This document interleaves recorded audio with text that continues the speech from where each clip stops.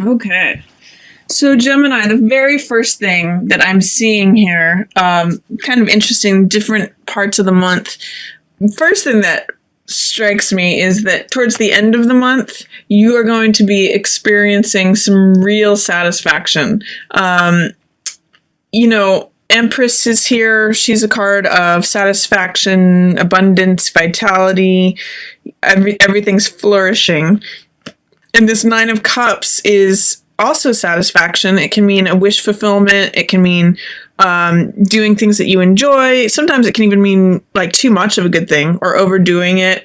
The fact that they're both in reverse tells me that something may not be as good as you wanted it to be, or you thought you were going to get more than you actually get, or what it tells me is you could be overdoing it a little bit. So maybe pull back, like if you're eating a lot, or if you're, partying too much, or overdoing it as far as like buying too many things, or Empress represents Venus, that Aphrodite, womanly, fulfilled, satisfied, feminine pleasures, like pleasures of food and table. So if you're overdoing it in any area that has to do with like Taurus, the senses or sensual pleasures, food, bed, table, you might overdo a little bit. Be careful of how much, if you're drinking or if you're imbibing in anything or spending too much money, anything that has to do with too much pleasure. This says be careful of overdoing it, but you're going to be enjoying things at the end of the month. I just wanted to point that out first because it was the first thing that struck me. It also is lining up with the Sun card.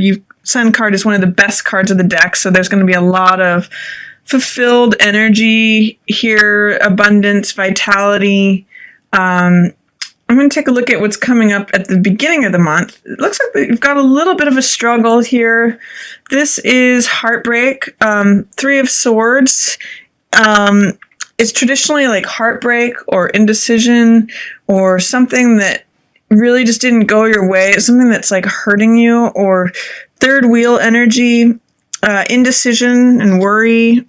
It's a challenging card. The fact that it's in reverse either tells me you didn't see it coming, or that it's not going to be as bad. It's not like going to be something that gives you a nervous breakdown or a panic attack. It's just going to hurt your heart. Something might be on your mind or hurting your heart, and it may have to do with something with a parent, or traditionalism, or a Hierophant represents stability and structure and spirituality and doing things in a traditional way.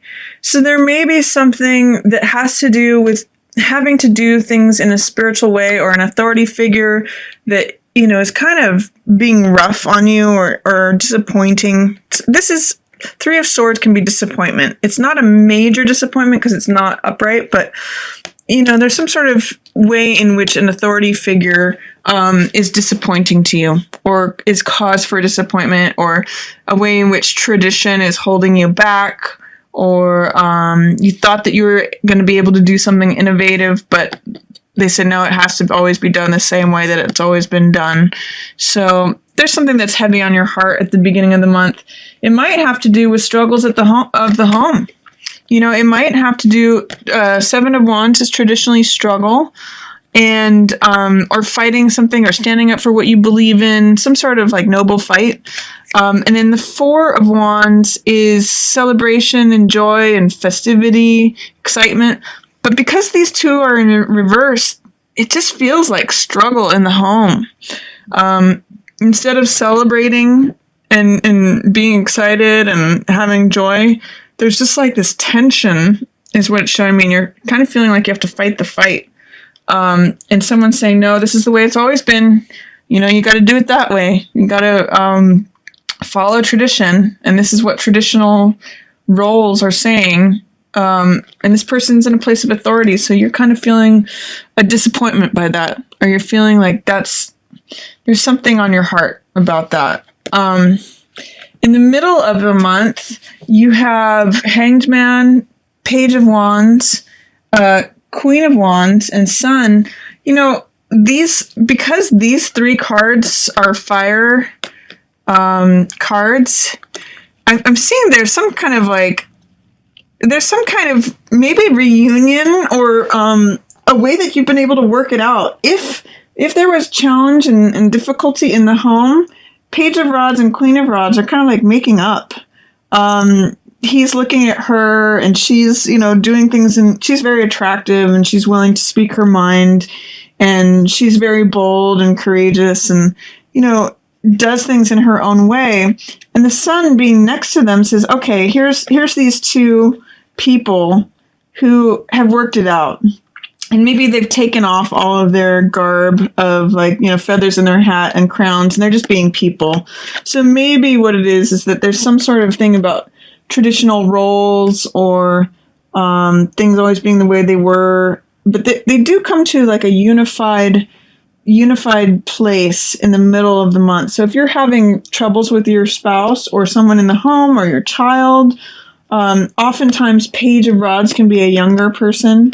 So if there's a younger person that is giving trouble to the mother or, is acting like a boy or acting like a young girl, don't worry, there's going to be a reconciliation with this Sun energy. And Hanged Man says, there's some enlightenment in just doing things your own way. And even when you're feeling upside down, if you just take a moment to just be who you are and not worry too much about it, Hangman will bring you some enlightenment. And it also echoes the Sun. Like usually there's a halo around Hangman's head, and the Sun tells me you're gonna get there through just marching to the beat of your own drum. You don't necessarily have to follow all the rules of Hierophant. You can be who you are.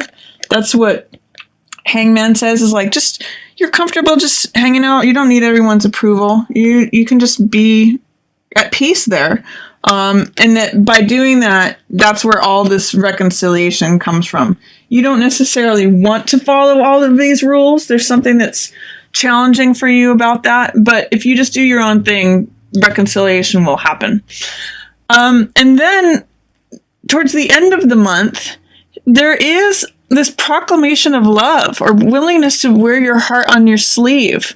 Knight of Cups does that. He's someone who says, I'm willing to speak my mind. I'm willing to speak about what I feel. I come with a message of love. And even though this hermit feels a little bit isolated, he may not, when hermit is in the upright position, he's willing to look at the truth and he's willing to dig for the truth and do whatever it takes to find the truth. When he's upside down, what it means is like isolation and not necessarily a willingness to look at the truth. But even so, having spoken your mind or saying what's on your heart is really going to give you a sense of satisfaction. It's really going to give you a sense of, I feel complete, I feel whole, I feel like I got a wish that was fulfilled. It may not be exactly the way you wanted it because, wish fulfillment in the upright position means you get what you want. This is upside down, so you may not get everything you want or the way you wanted it, but you're still feeling pretty fulfilled. And I'm going to say that's from having spoken your heart. Knight of Cups is a messenger, and he's a messenger of love, and he wears his heart on his sleeve. So even if it makes you feel, I'm getting a little bit of energy about, because he's surrounded by these two very solitary figures, Hermit and Hanged Man, there's a way in which you're kind of like going out on a limb, or you are feeling like you're all on your own by being, and you feel like maybe you will be singled out or isolated, or you will be alone by saying what's on your mind or giving this message of love. By doing it, it actually leads you to a greater place of fulfillment and satisfaction. Again, because they're in reverse, maybe not everything you wanted. If it's a spat or a domestic issue, you may not get the resolution you hoped for, but it's going to be a lot more fulfilling to say what's on your mind, to say what's on your heart. You'll at least be heard, and you'll walk away from that feeling a little bit fulfilled. So, whatever challenges appear for you at the beginning of the month, Gemini, just be your own person. Speak what's on your heart. And it looks like everything else will resolve here. It looks like whatever relationship this represents, Page of Rods. Both of these people are pretty optimistic. Both of them are very vital people. They both kind of go for it. And it looks like you come to a nice union here. Sun is shining, wish fulfillment, abundance. So whatever struggles present themselves, beginning of the month struggle and home, tradition, and disappointment, by speaking your heart, even if you think it's going to isolate you, you actually resolve everything. So I'm going to say for Gemini, focus on this card, Knight of Cups, and see if you can embody what Knight of Cups is. If you want to look it up, it's on my website, readingsbygwendolyn.com. There's links to each of the cards. But speak your heart, even if you feel isolated, and things are going to resolve for you. You'll end up feeling abundant. And that's my reading for you for July, Gemini. Thank you.